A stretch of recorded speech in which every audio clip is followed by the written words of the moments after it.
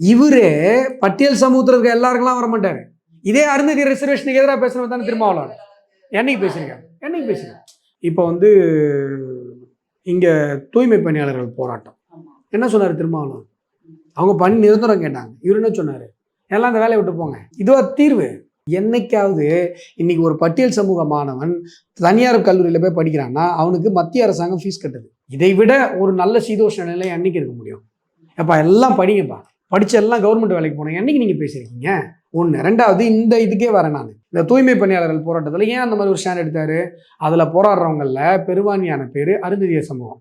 இவரே பட்டியல் சமூகத்தில் இருக்க எல்லாருக்கெல்லாம் வர மாட்டாரு. இதே அருந்ததி ரிசர்வேஷனுக்கு எதிராக பேசுறவங்க தானே திருமாவளவன். என்னைக்கு பேசியிருக்காங்க. போனாரு நின்னாரு இதெல்லாம் பேசாதீங்க. அவங்களுடைய கோரிக்கை என்ன? அவங்க கோரிக்கைக்கு இவர் என்னைக்கு நின்றுருக்காரு? பட்டியல் சமூக வெளியேற்றத்தை இவர் ஆதரிக்கிறாரா? சொல்லுங்க பார்ப்போம். தேவேந்திரகுல சமூகத்தினுடைய எந்த பிரதிநிதித்துவத்துல இல்லை எந்த போராட்டத்துல எந்த போராட்ட களத்துல இவர் கிருஷ்ணசாமி அவர்கள் நிக்கிற மாதிரி இவர் என்னைக்கு போய் நின்றுருக்காரு? இவர் பட்டியல் சமூகத்திற்குள்ளாகவே பறையர் சமூக பெருமக்களுக்கு தான் போராடுவதாக காட்டிக்கொள்ளுகிற ஒரு தலைவர். மொத்த எஸ்சிக்கும் அவரை கொண்டு வராதீங்க. ஒன்று. பறையர் சமூக பெருமக்கள் எல்லாம் அவர் போயிட்டு இருக்காங்கன்னு நினைச்சிட்டு இருக்கீங்களா? பறையர் சமூக பெருமக்கள் அத்தனை பேரும் ஒரு தலைவர் போயிட்டு நின்னா எத்தனை எம்எல்ஏ தொகுதி தனியா ஜெயிக்க முடியும் தெரியுங்களா தமிழ்நாட்டில்? என்ன நினைச்சிட்டு இருக்கீங்க உங்க ஓட் பேங்கை பத்தி? உங்களுக்கு இவர்கிட்ட கிடையாது, அதான் உண்மை.